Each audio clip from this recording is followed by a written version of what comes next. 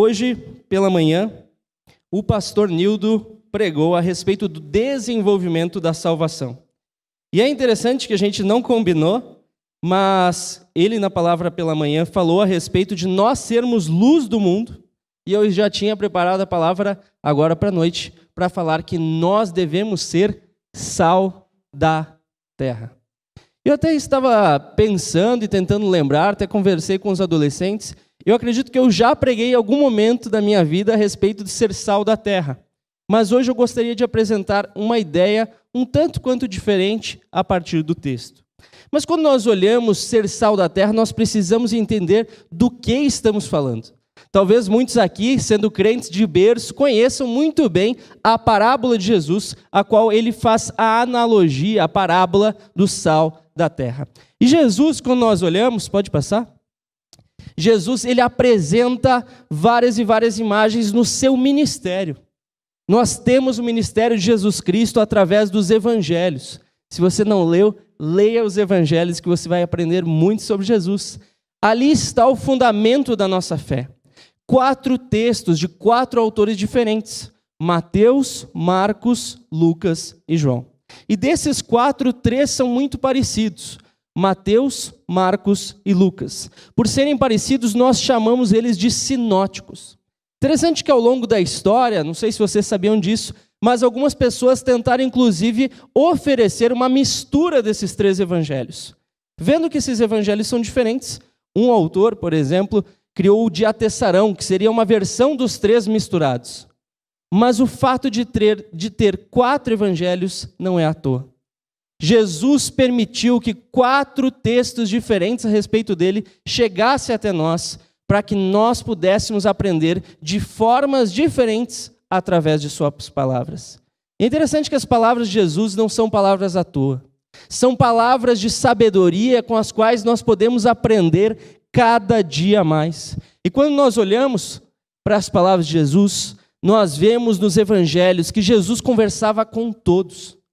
Jesus é aquele cara que tinha a capacidade de falar tanto com o mais instruído, um mestre da lei, um fariseu, mas também conversar com a pessoa mais simples, mais humilde. E ele conversava e conseguia lidar com as diferentes linguagens, porque ele era um verdadeiro mestre. Ele sabia aproximar a sua palavra daquele que ouvia a ele. Interessante que uma forma de aproximar a sua palavra das pessoas eram as parábolas. Jesus, no seu ensino, usa muitas parábolas para falar ao povo.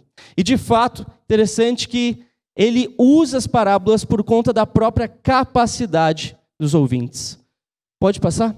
O texto de Marcos 4, 33 a 34 nos diz o seguinte: Jesus usou muitas histórias e ilustrações semelhantes para ensinar o povo, conforme tinham condições de entender.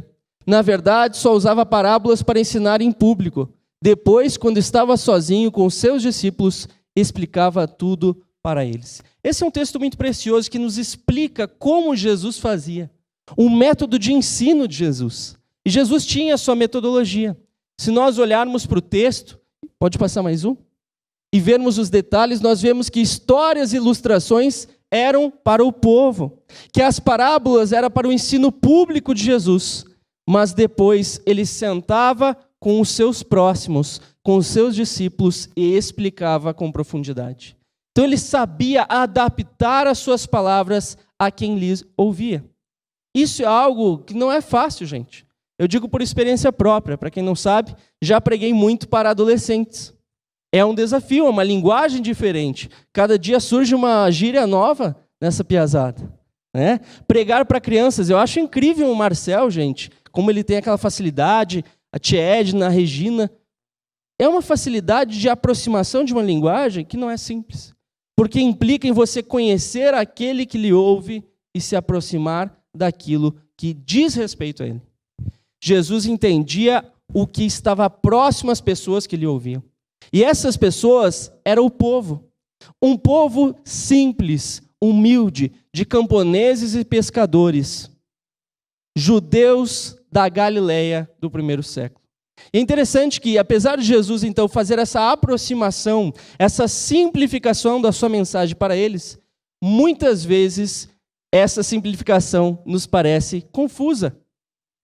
Porque Jesus não estava falando para nós, ele estava falando para pessoas de outro tempo e outro lugar, e nós hoje podemos ler as suas palavras. Mas é interessante nós vermos então como nós, leitores, podemos, com o estudo, nos aproximar do sentido das palavras de Jesus. E hoje eu gostaria de me aproximar, pode passar, Ju? Do sentido que ele traz para essa parábola. Pode passar? A parábola do sal. Irmãos, nós vamos navegar um pouco na Bíblia. Convido vocês, se tiverem condições, abrirem nos 3 textos. Se não, fiquem tranquilos que eu vou projetar. Quem está em casa, então já deixo o aviso. Há 3 textos que apresentam a parábola do sal. Texto de Mateus 5:13, Marcos 9, de 49 a 50 e Lucas 14, de 34 a 35. Mas não se preocupem também que eu vou estar lendo esses textos e explicando. Mas por que é importante nós olharmos os 3 textos e não apenas um? Porque não é à toa o fato desses 3 textos diferentes chegarem até nós. São 3 possibilidades de interpretação. É uma riqueza de detalhes que, se eu olhar apenas um, talvez eu deixe passar muita coisa. E quando nós olhamos para esses textos, nós vemos que o sal é a principal imagem. Nós vamos ler os textos, fiquem tranquilos, mas acredito que vocês conheçam a simplificação dessa parábola, que é: vocês são o sal da terra. Vocês são o sal da terra. E de fato, quando a gente olha para o contexto de Jesus, havia um significado para o sal. Mas para que servia o sal? Em primeiro lugar, o sal servia para dar sabor, assim como serve ainda hoje. Né? Se nós olharmos para... Pode passar, Ju? Para a questão culinária, gente, comida sem sal, tem gente que gosta, mas eu particularmente não gosto.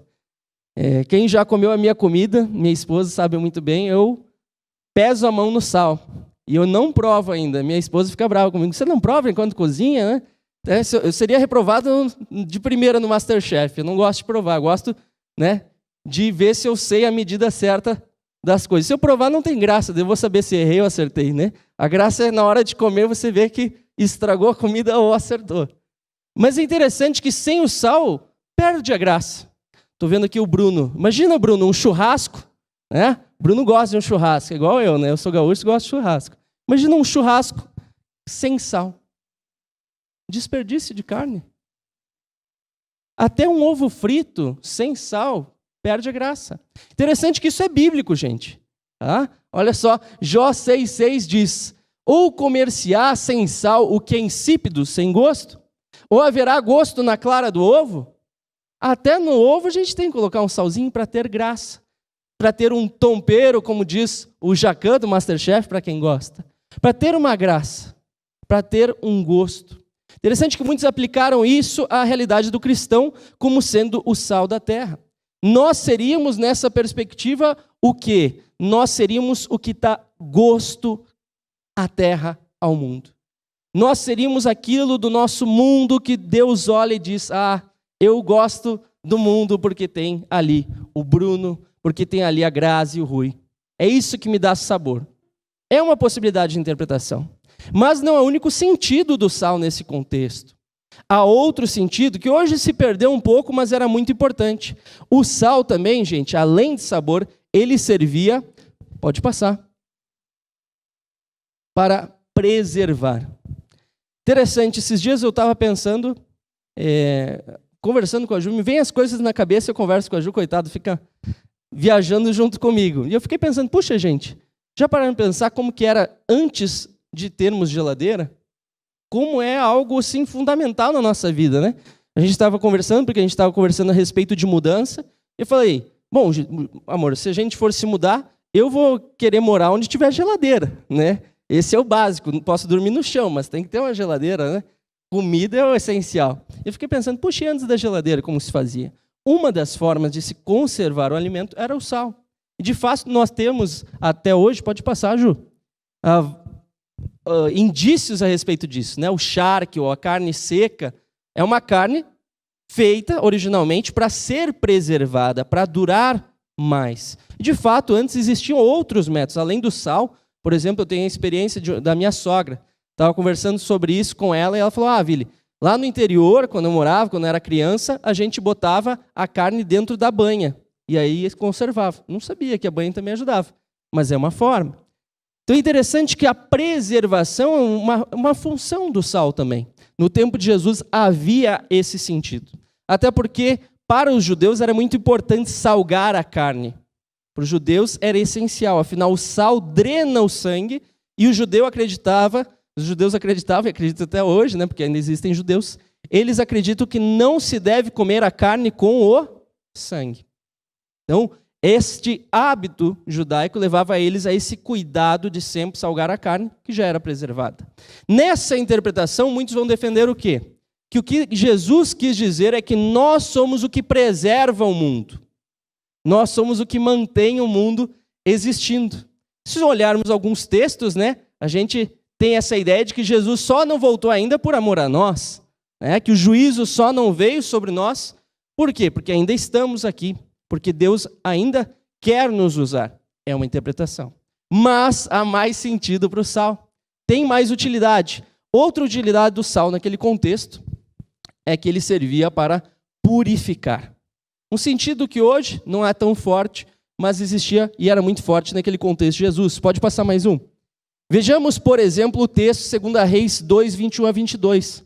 É uma história que não se costuma contar tanto, né? Uma história a respeito do profeta Eliseu, que ele purifica a água de um rio através de sal. Não sei se vocês conhecem essa história, mas ele pede sal, e aí ele joga o sal na água do rio, e aquela água que era amarga, que não prestava, digamos assim, é purificada.